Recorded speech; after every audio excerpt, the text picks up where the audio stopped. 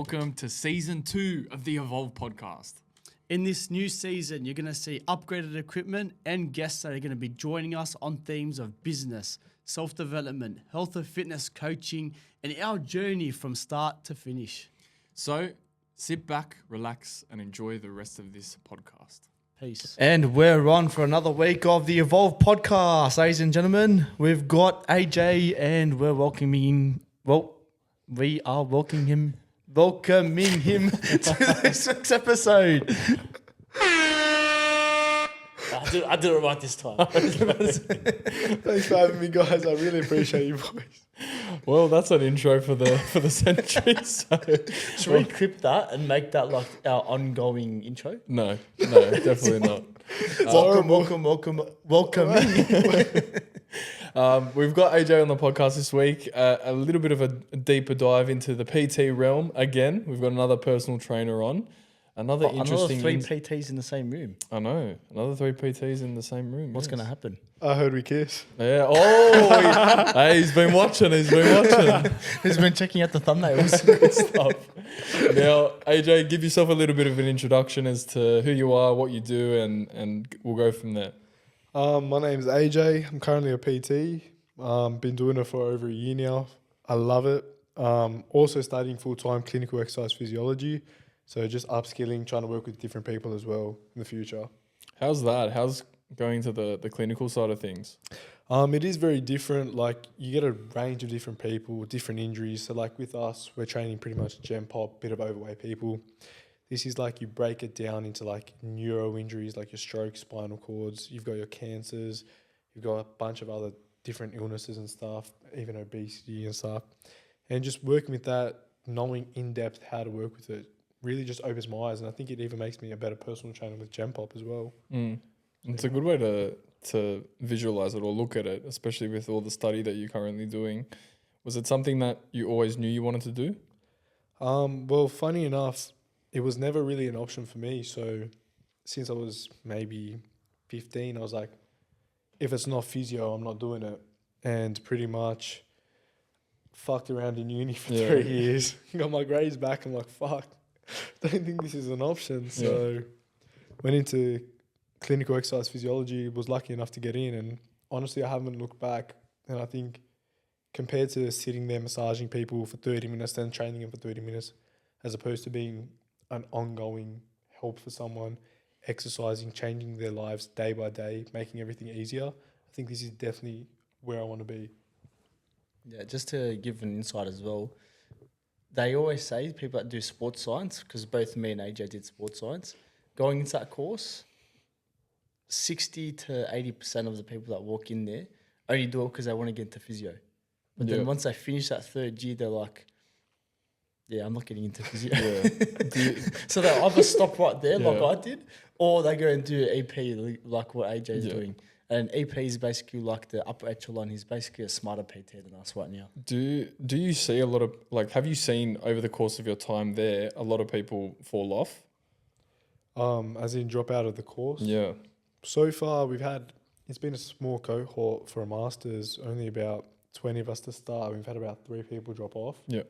Other than that, it's a pretty nice community we got going. Everyone's mates, everyone helps each other out, and everyone just seems to want to help each other. So I can't see anyone else dropping from here on out, which is good. Oh, so you're building a bit of a family.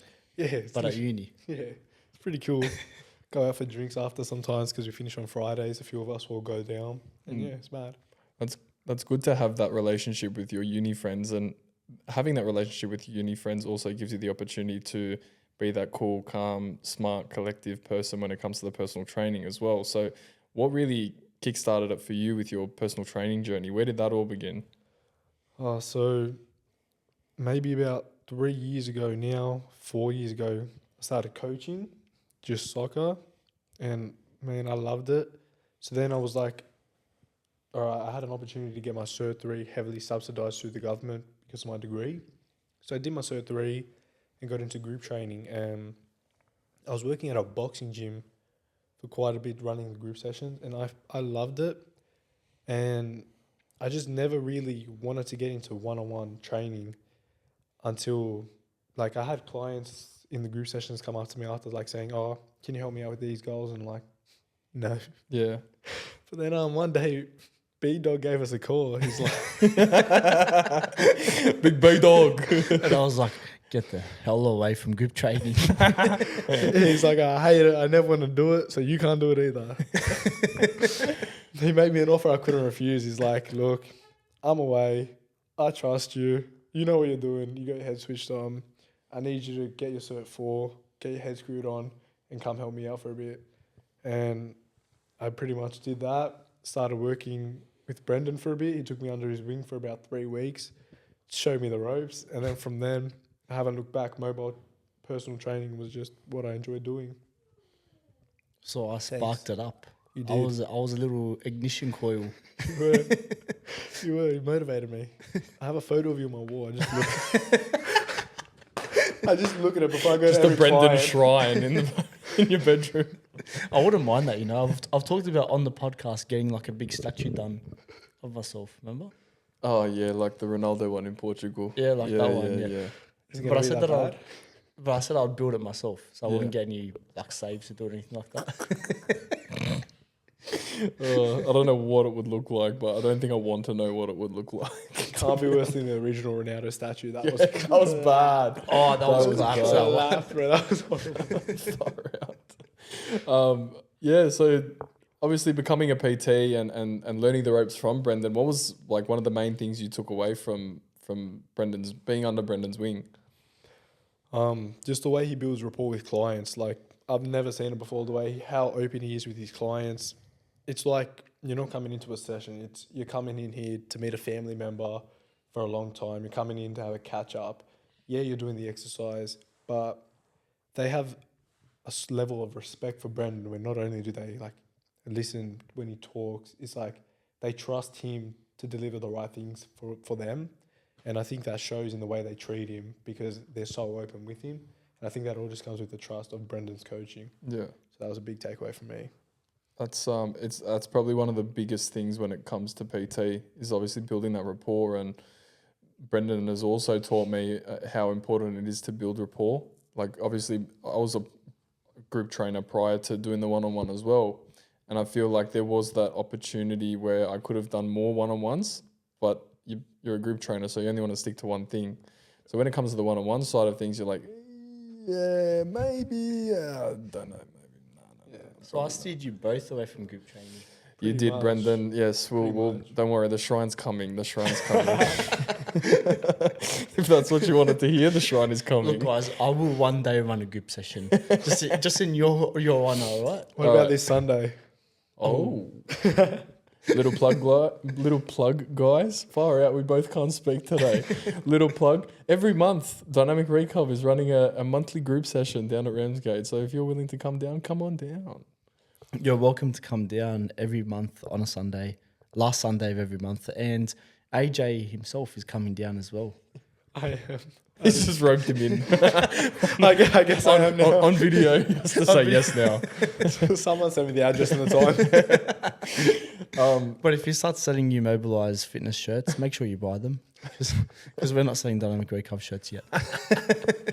Now, obviously, having a university life and a uni lifestyle, and also doing the personal training on the side, what's the one thing that you've maintained balance-wise that's kept you sort of motivated to continue? Well, to be honest, the balance in my life has been pretty crooked. Yeah, If I'm really trying with my content, something has to give out. So when I'm really trying for my personal training content, I find I either slack off at uni or I slack off in the gym because there's just no time to balance uni, placement, gym. I have another job as well, just because Sydney, like, yeah. do I need to say more? No. When you're in Sydney, you need more than one job, definitely. So like, it's been really difficult to try keep balance, but I try keep my weekends free. So I really try to not schedule any clients on the Saturdays and Sundays, and then that way, if I do want to see my mates, at least I've got those 2 days free, and that's pretty much my getaway. Otherwise, I'm at home doing uni work, Yeah. like writing programs, Yeah. coming up with video ideas. Yeah. So it's not easy. That's what we've been struggling with as well as the social media. But now, obviously, with working with Brendon, you bounced off the back of that and you started your own business from there. Tell us a Hang little. on a second. There was an intermission period. What? So what happened was I took him under my wing, Yeah. showed him what one-on-one PT was. Okay, you continue. Yeah, I'll yeah. shut up. Showed him what one-on-one PT was. He was like, man, I love this. I love your clients. Then he took him over from me when we went to Europe. Yep.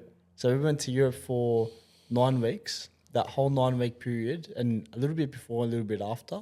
Yeah. So I think it was like maybe 12 weeks Yeah, I think in it total. yeah, maybe 4 months, 4 and a bit. Yeah, 4 and a bit months. He looked after my clients that whole time. Jesus. So I was doing, 15 sessions a week? Yeah, something like that. Yeah, something like that. So he took all my clients on. There was like a few that didn't want to train that whole time period, but as he took most of them on, and then after that, he started working for Dynamicrecov That's right. for a brief period of time. Then after some time, we were talking every week, and he was like really interested in growing his business. And he's one of the PTs that I still remember to this day that was always eager to learn, but not only eager to learn the skills on how to develop himself as a PT, but eager to learn how to grow his own social media, how to grow his own business, how to develop a website. And I was just like, man, I love this guy. Let me just keep feeding him some more stuff. Yeah. Before I knew it, he was gone. Yeah. And I was like, man, In the blink of an eye, in the blink of an eye, I was like, see you later, AJ. and now I'm just scrolling through social media, looking at his growth. I'm like, man, I started that. this guy, this ego on him, mate. I started that, yeah. I helped ignite that fire. I helped ignite that fire. Now he's on his own. It's good. It's good that you motivated someone. Yeah, it's like coaching. Yeah. Like someone losing weight. I didn't make them lose weight. They did it themselves. Yeah. I was just like, this is what you do. Yeah. And then if they do it, it's up to them. Now, going back on what we were talking about before, which was content, and that sort of leads on to what Brendon was saying. How have you constantly found new content ideas for yourself? So pretty much, I just use hashtags. I'll be dead set. Yeah. So sometimes, like, if I'm bored, I'll do hashtag PT on Instagram if I've got a bit of time, search it, and just look at some videos that other PTs post. Gives me a bit of content ideas. I always think as well, back when I was working at Anytime Fitness, I was in charge of a bit of content there, and I remember how strict they were. Like, if you didn't post every day, not my manager, like the owner of Anytime Fitness was sending me messages saying, why was there no post today? And I'd be like, I don't know. So from then I kind of realized the importance of your media presence on social media, because you can target a huge bunch of people for free. Like, it costs you nothing. It just takes time and energy. It just takes time and energy, but it costs no money. So I was like, from then I knew, like, if I made a video on doing exercises, how many views would it get? If I made a funny video, like I dropped a barbell on myself a few times, the views skyrocket. So you kind of gauge like what people want to see. Like, sometimes people don't want to just see exercises, they want to see some funny shit. So sometimes I'll be posting me spotting, giving people correct information, but I'm on top of them when I probably shouldn't be in that position. Yeah. And it's just, people are looking, they're like, Like oh, that's not incorrect form. Yeah. And they're like, oh, that's not how you spot this, that. They're like, oh, this guy's stupid. Oh, I remember the teabagging video you did. Yeah, the teabagging video, yeah. So people really like that one. Had a lot of people message me being like, what the fuck's going on in your brain? So, yeah. And then where did the idea of mobilized fitness come from? Pretty much, I was just sitting down one day and I was just like, I got really bad ADHD. So I had an assignment due midnight on the night I made Mobilized Fitness, and I was pretty much sitting down staring at my laptop screen. So you're closing in the night, you're like, all right, business here, assignment here, which one is more important? And you were just doing both at once. It was bad, yeah. I literally couldn't get my brain working on the assignment. I couldn't find anything to see the pedal, so I was like, shit. Then I was like, fuck, you know what I'd like to do? I'd like to just get like a business name, suss it out, see if like no one's owns the name, and just go from there. So I was sitting, I'm like writing down names, and I was with like this person I was really close with, so we were jotting down names and stuff. And I just came along Mobilized Fitness, and I was like, fitness, good, healthy exercise, mobilize, stay mobile. I'm a mobile PT. It means a lot of things. It's a very dynamic name. Yeah, it's a very dynamic name. Oh, I see what you did there. Naughty, naughty. So yeah, from there we got the name. We made the logo, and I was like, in my head, I don't know what the fuck it was, but I was like, if I don't buy this name right now from the Australian government, someone is stealing my business name. Yeah. So, It was more important than your assignment, wasn't it? so I was like, I quickly went online. So I no one read- bought it before, but as soon as you thought about it, you're like, I'm like, oh shit, this someone's is gonna such a steal good it now. name. Someone wants it. I don't know who, but someone's going to want it. So I'm like, fuck it. Register the business name, make an Instagram. And then by the time I knew it was 6 p.m., I'm like, my brain was working so well. I was like, I'm ready to do this assignment. Pumped it out by 9:45. Proofread, ate dinner, submitted by 11:45. I was cheering. I was Sorted. like, fucking That's mad. mobilize fitness. You know what? I feel like that's actually such a true thing though, in terms of when you knock out like one big task that's on your head. So for you, and in that moment, you were like really stressing out about the business name and starting the business. As soon as you knocked that out, which would have been like your biggest task that was taking up the most space in your head, you would have been on a roll already, and it would have been heaps easier to just continue on. Just kept pedaling and pedaling from there. Yeah. It was just easy running. It's like a hamster on a wheel. Like you give enough cheese, and it's just gonna keep on running.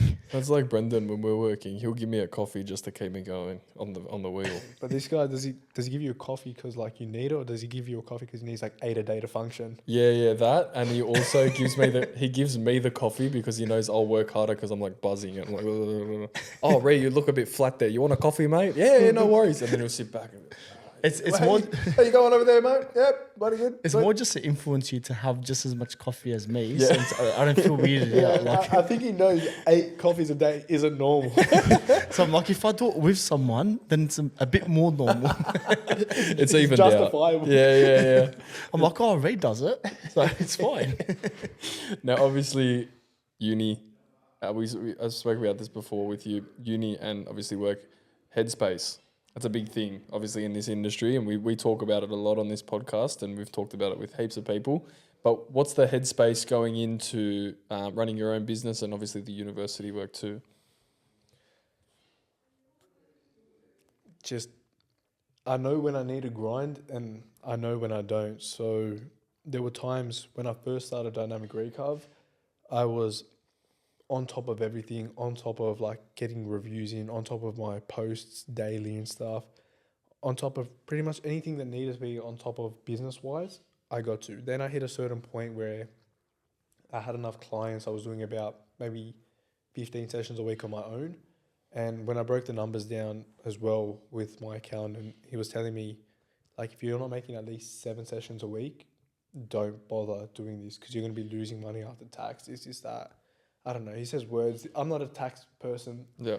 I train people. Yeah. I tell him what to do Yeah. to stay healthy. But yeah, he was pretty much saying you need like 7 clients a week to be functioning. So once I hit 15 clients, I was pretty content. Yeah. I don't know. I feel like a lot of people noticed from as soon as I hit my 15 clients, I didn't post anything on my Instagram. Didn't follow up Google reviews, nothing until I went to Europe pretty much. So I knew I was going away. So I was like, don't really want any more clients, don't really need any more clients. I'm not going to try it. Yeah. But then obviously you go 8 months without posting, 8 months without like pushing your brand. It catches up on you. So when some of my clients that were already there, my 15 sessions a week were dropping off, I was like, fuck. And I just kept rolling and rolling till eventually I hit 6 sessions again. And I'm like, oh, fuck. Yeah. The roller coaster of PTA. Time to lock Yeah. the fuck in again. Yeah.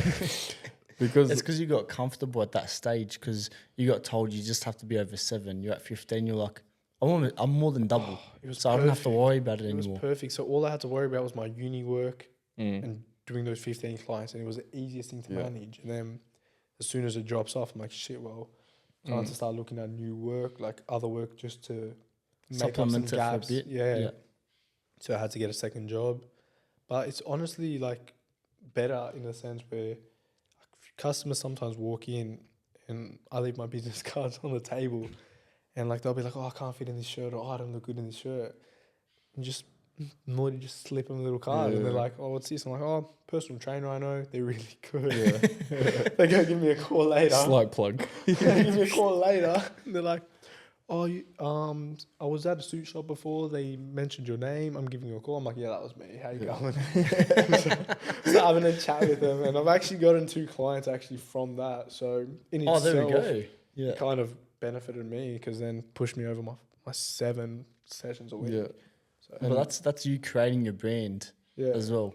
And it's good because I work in the area, which means I'm only promoting in my area. In that area. So I'm not having to drive far away to get my plugs. I'm just at work doing 2 things at once. Yeah. What are some tips for some beginner PTs starting their PT journey? Some tips would be don't give up at the start. So I was talking to Brendon a lot when I started up. My first 3 months, I didn't get a single client, but I was on top of my posting. I was on top of getting people to do my Google reviews. I was on top of just anyone asking, like, even to the point where I was like, Mum, if your friends ever talk about losing weight, tell them your son's a PT. Like, just get my name out there. Like, don't give up. Like, a lot of people give up right before they're about to get in. Like, and this isn't like a gambling motivation. Like, you're Come on, just keep on going. just keep on hitting red. It's got to hit red eventually. It's literally like, if you stop, you don't know what you're missing out on. So just, as hard as it is, no work, no clients, finding the will to post a video knowing no one's responding, no one cares, this, that. No one's going to Eventually- see this post. No one's going to see this post. Eventually, it lands in someone who's looking exactly for what you're offering. And if that's 1 in every 15 videos, by the time you get to 45 posts, that's 3 people. If you see 3 people 3 times a week, that's 9 sessions. And just keep building, keep taking your time. Like this, any business, you learn it in business studies in year 11 and 12. It's not a race, it's a marathon. Like it's like Hit the fucking nail on the head. That's the one. It is I will just not a say sprint. something. Yeah. A marathon is a race.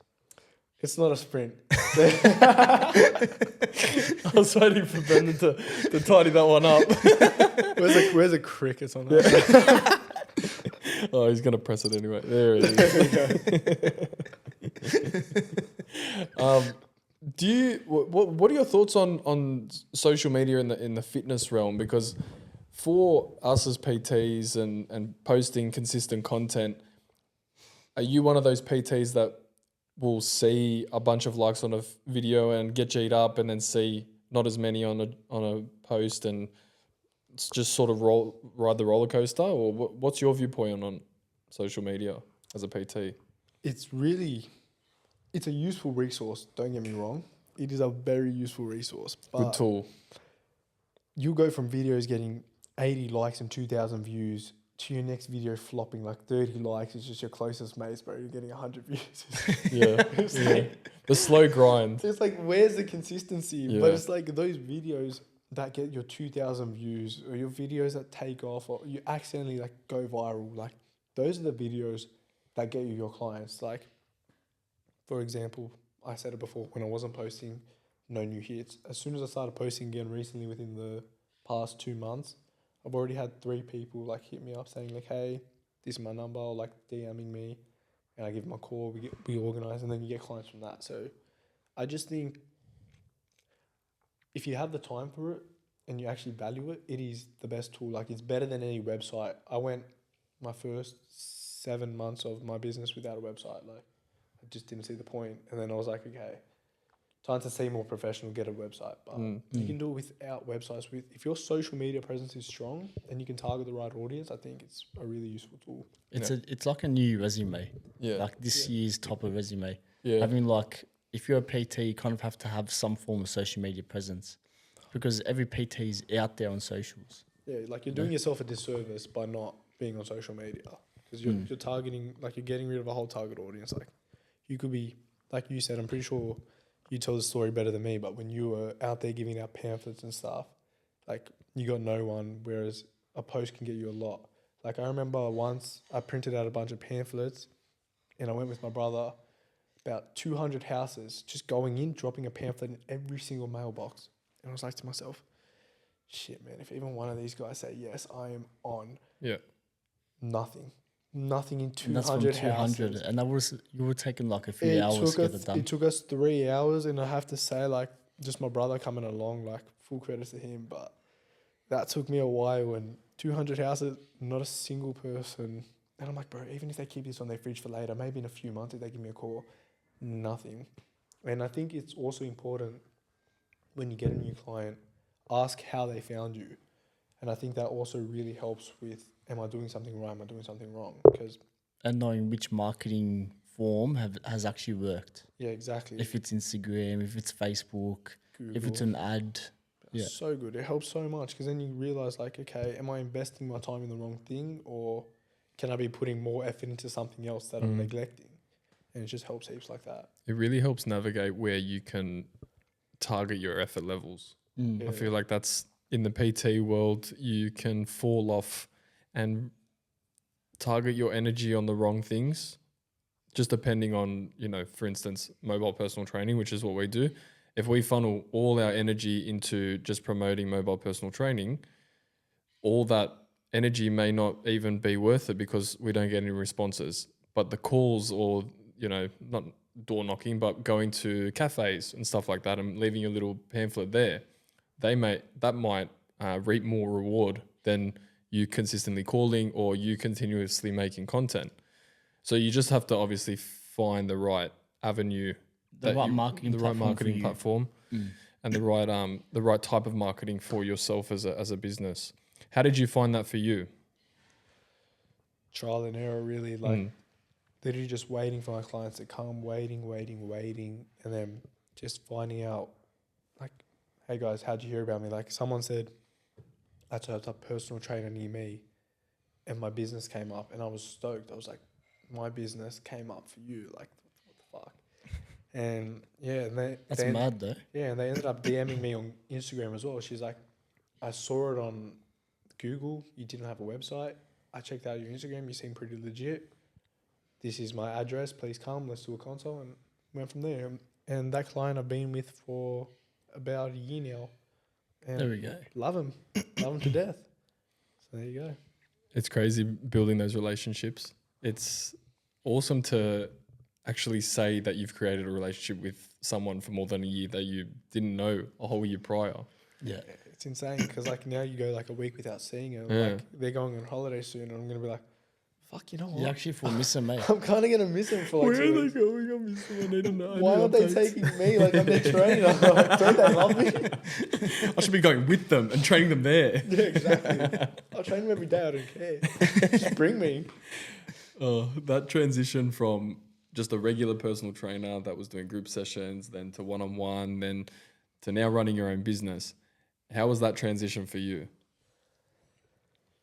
Honestly, it was an easy transition. Yeah. Listening, monetary wise, no. Like, with my money, no. But with listening to you, listening to Brendon, especially when I was talking, asking questions, it's not hard to get ahead in life. And I think if you have a drive to get ahead, you can go really far in this world. And man, I just asked the questions, spoke to Brendon. He told me what worked for him, what didn't. And it kind of already eliminated some things that I would have wasted my time doing. Like, I think you told me once you stood at a shopping centre with pamphlets once, and you told me that didn't work too well. So I'm like, oh, fuck, well. I'm not going to do that. I'm now. not going to bother. But yeah, like, just knowing what you guys did, just knowing that I've got someone who's ready to help me as well, really just gave me that push kind of thing. Which is really important to build those relationships, not only with clients, but with people in the industry as well. Like in our podcast, we're interviewing PTs who essentially you're like one of our biggest competitors in Sydney, right? Yeah. People are looking at mobile personal training in Sydney and they're going to you, they could be coming to us. So like, fucking AJ, man, stealing our potential clients. And I'm cheaper. Saw that one coming. Oh, that's the best. But I think obviously like what we... But no way, I feel like there's clients or there's people out there for everyone. Yeah. And this is what I was saying to you before. There's that many people, even in our city right now, there's that many PTs out there. There's that many people out there looking for guidance, looking for support. The best thing we can do as PTs is say to people, we don't service everyone, but the people that we do service, we service well. And I feel like that's probably the biggest thing that, you know, I see you doing with your coaching as well. Thanks, bro. Far out. Well, Brendon's getting all You emotional. You're getting that frog in my throat, man. He wouldn't be able to hold on to a client for a whole year if he wasn't a good PT, you know? Yeah, that's very funny. 100%. I thought you were going to talk about like, oh, that was all me. That was all my doing. I was No, waiting the for satch that. is coming down. It was high sky. I High was in the already sky. building it in my head. Then you guys just shut me down. I was like, all right, I'm not going to build a Ronaldo statue. Ego is the enemy. Ego is the enemy. Do you read books? Have you been reading books? Sorry. That's all right. I don't read books, no. Mm. I do read case studies, however, and it's going to sound boring as shit. I read case studies. I read about like bone loading and the effect. Like I read very specific Stuff to your uni degree. research for my uni degree. Yeah, So yeah. like if I on a topic that interests me, like for example exercise and the effects it has on rehabilitation, I'll happily read 3 different case studies on that, and it wouldn't count as reading to me. But you told me to open up a book, like even if it's one of those grind set books, I can't do it. Yeah. But I know that in that grind set book anyway, it's probably going to be telling me to read a case study. So I think I'm better upping myself anyway by doing it. 100%. Yeah. So You mentioned before in AP, which is the degree that you're following, that you're studying right now, that the type of coaching or what you're learning right now through your degree is more targeted coaching for people of specific populations.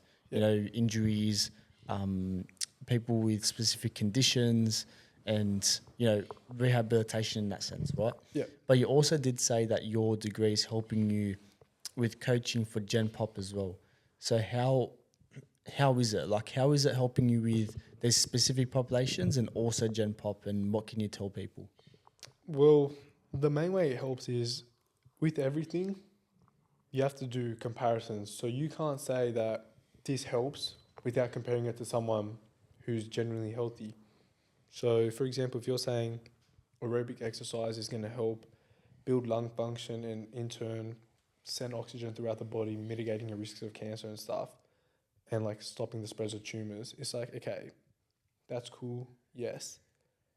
How does that affect people with cancer? Great. And then it's like, how does that affect with people without cancer? So then it shows you the adaptations it has with people without cancer, shows you like the risk of reducing cancer and stuff. It shows you as well like obesities and like linking that with your, I'm sure everyone knows this, if you're overweight, you're at risk of like heart attacks, like cancers and stuff.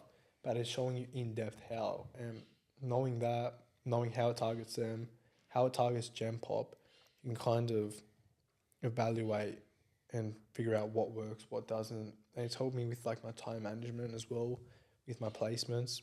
Whereas like if you're short on time, target your big muscle groups if they have a certain goal. Like it's really beneficial for me. And if you do sports rehabilitation as well, if you're training an athlete, who doesn't want to train like an athlete realistically? Like athletic training is like the peak performance. So if you got someone who's motivated, you're going to want to train them up here. So learning how to train them through rehabilitation and then getting them up to there can just, you skip rehab and just go straight up to there if they're ready for it. So that, I guess that's how it's helped. I guess I'd want to know, obviously you're doing AP right now, but you're running your business, Mobilize Fitness.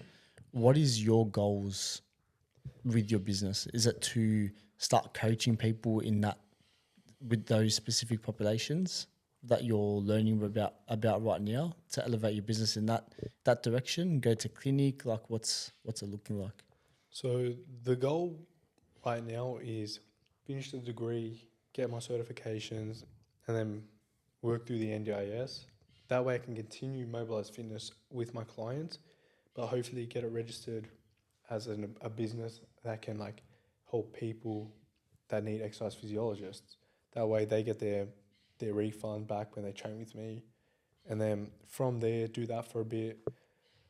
But looking now, I'm really interested in cancer research and the effects cancer and exercise have together. So I'm looking at maybe finding a clinic as well, and hopefully in the future opening up my own clinic that's specifically for cancer, because there's not a lot around in Sydney. So if I can learn under someone good and break that market, I think there's a lot of potential. It's cool. Like how exercise impacts cancer. Like, So yeah, it's like how it impacts, like, I guess, the spread of cancer, how it aids in your rehabilitation process. So like something I didn't know is, like, I'm sure everyone knows someone with cancer. What I didn't know was, like, everyone knows what chemotherapy is. Like, you just feel like shit, this is that.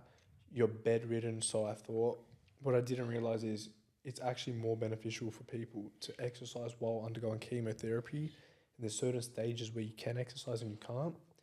And by getting the oxygen throughout your body, it helps the treatment deliver towards the tumor faster and can actually better your chances of having a faster recovery and like getting rid of your cancer altogether. wow. Wow, that's actually interesting because whenever I think cancer patient, I think lie down in bed all day long. That's literally all I thought it was as well. Yeah. Just like chemotherapy, you're in the bed, you get the treatment, and Start losing your hair, start getting skinny. you walk off. And Yeah, that's you're, it. You're You just- brittle, you can't do anything. And I'm hearing, And you're like, saying you should actually be out in the park doing training sessions with Mobilized Fitness. essentially into it, all Dynamicrecov. There we go. Good plug. No bias. I have no bias. I think that's a really good topic to bring up because obviously everyone knows someone that has cancer or has had it, Yeah. and it's such an important part that I think people forget about is Or they neglect it as well. they neglect it. Yeah, One thing that's massive in social media in our industry is people always pushing nutrition, saying like calorie deficit. That's the only way to lose weight, whatever. No one ever really talks about exercise and the benefits of exercise and how exercise can actually benefit you in the long run. So everyone is viewing social media as, okay, the only thing I have to do to lose weight is get into a calorie deficit. No one ever thinks about increasing their cardiovascular fitness, increasing their muscle strength. Everyone knows it's good and important to do those things, but they don't actually see it on social media because it's not seen as sexy compared to getting into a calorie deficit and losing a kilo a week. Yeah, it's disgusting going on a massive deficit. Like, it's not good for your health. And the thing is, like, you've had clients, I've had clients, you've had clients. Like, we've all had clients that have seen this fad online where they're just like, calorie deficit. And they come to you, they're weak as shit. They're like, okay, I was 20 kilos heavier, but now I can't even, like, do a push-up against, like, on my knees. It's like, where's all my strength going? I'm like, well, the thing is, if you're not eating, you're not getting your protein. If you're not getting your protein, you're killing your muscles. Like, not just losing fat, you're losing your muscle, you're losing your strength. Yeah, What like you need for function. yeah, like it's fine. You're fueling your body with the right stuff. That's sweet. But are you moving correctly while you're eating the correct foods? Are you keeping mobile while you're eating those foods? It's all good losing that kilo a week, like you just said. But they're not But giving their body enough nutrients. Can you do 10 squats in a row? No? Okay. Well, you're eating right. That's a good start. But now let's start the training. Exactly. Because then you're going to be rolling out of it. By the time you're done, you're not going to want to eat. You're not, well, actually, I lied. You're probably going to want to start eating more because you're going to be so depleted. and it's unmaintainable. Whereas if you can substitute your weight loss with a bit of muscle growth, it's a lot more sustainable. You could have more calories in your diet and stuff. And that's all anyone wants to do, fucking eat. That's why. That's what everyone wants to do, just eat. That's why there's more obese people than healthy people, I swear. Yeah. Bro, especially in like America and stuff, like the amount of food portions, like no one portions there, and like they have like Our high large is their small yeah, and vice Yeah, I versa. know. It's actually crazy how it's it works, disgusting. Like, and then they wonder why they have all these heart conditions, why they're so at risk of like stomach cancers and stuff. It's like, and you look at the shit you're eating, like Yeah, it's not good it's not for you. ideal at all. But then again, like you look at Aussies, right? Like us, all three of us are Aussies, and you know something that we do that Americans don't do is shoeys.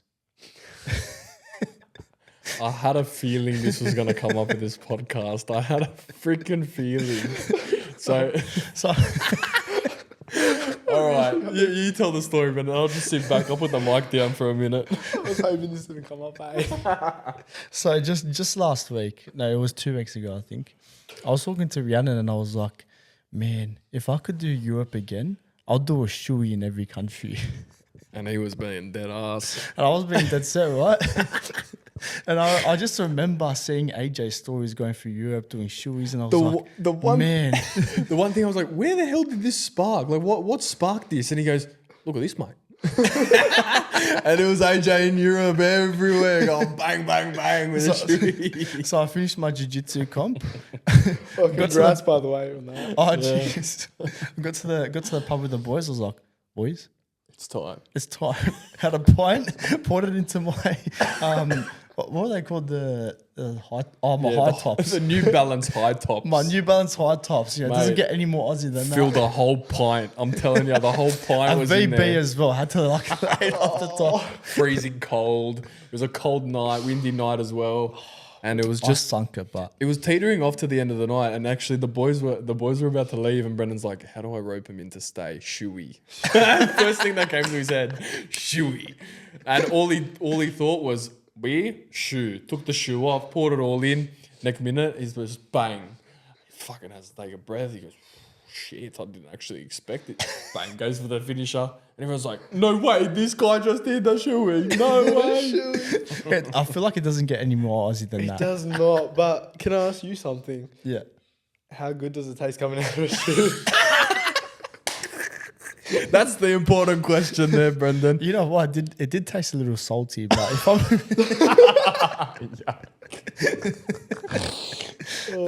my favorite part was putting the shoe back on after drinking it. Those first 3 steps are always the worst because you're slushy. And Oh, that's I just saw his face. He's like, my sock's wet.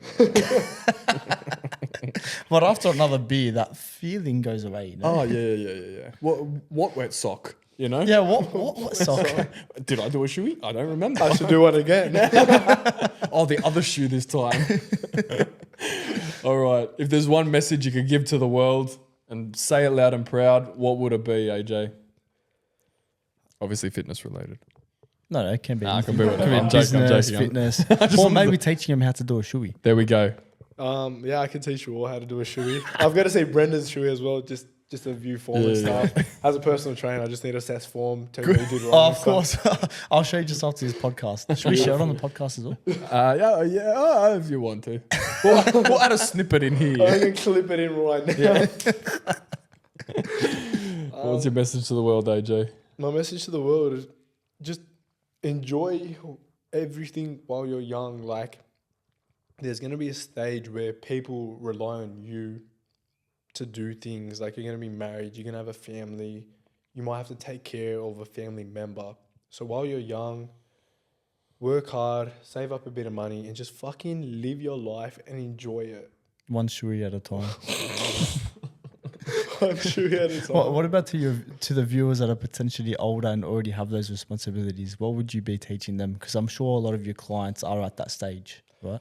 Well, they definitely have a lot more things to teach me. They've experienced life a lot, but I just say, maybe just enjoy the little things in life. Like, I know that sounds cliche, but like, I know a lot of people are too negative, too down. And you just got to think, look, there is always someone in this world who's got it shitter than me right now. There's probably someone who's been told they got 2 weeks left to live. There's probably someone out there, their family doesn't want to talk to them, or they're terminally ill. Or there's war going on. There's war going on, and it's like, everything happening at the moment. yeah, exactly. That's pretty crazy, man. Insane. And like, Yeah. that cuts deep. It's like Yeah. at home, like I at my know, I second know. home for me. So Yeah. it's like, it hits my family just as hard as Yeah. the people over there. Obviously, there's a lot worse, but like, Yeah. it still hits. Yeah. But yeah, like, you got people complaining because, oh, the boss screamed at me today, or oh, like, they ran out of this at the supermarket. Like, My tire's flat. Damn my it. tire flats, my fucking week is ruined. Like, bro, it's not ruined. Yeah, Like, yeah. your week is ruined. Cool, you get a week. Some people got 2 days left. Yeah, like, you know what I nah, mean? that's a good way to look at it. It's always like realizing perspective. Yeah, and like, since I've opened up my eyes to that, bro, like, I just haven't had a reason to be upset in a long time because there's always been someone who's got it worse than me. It's a good way to look at life. I like That is that. a good way to see it. It's a good headspace to be in. And if anyone else is watching this and watched it all the way to the end, take that on board because that is a great bit of advice. Thank you, AJ and Mobilize Fitness. By the way, we'll tag his business in this podcast so everyone will be able to see it too. Thank you, guys. Thank you, Brendon. Thank you, Ree. I appreciate you boys having me on. No worries. See you on the next one. See you in the next one. Take care, boys. Thank you guys for listening to this week's episode of the Evolv podcast with Brendon and Rianon. Make sure that you stay tuned for next week's episode. We're going to be dropping one every week. So make sure that you like, comment, and subscribe. And for now, the Evolv podcast. We'll see you soon. And we're out. Ciao.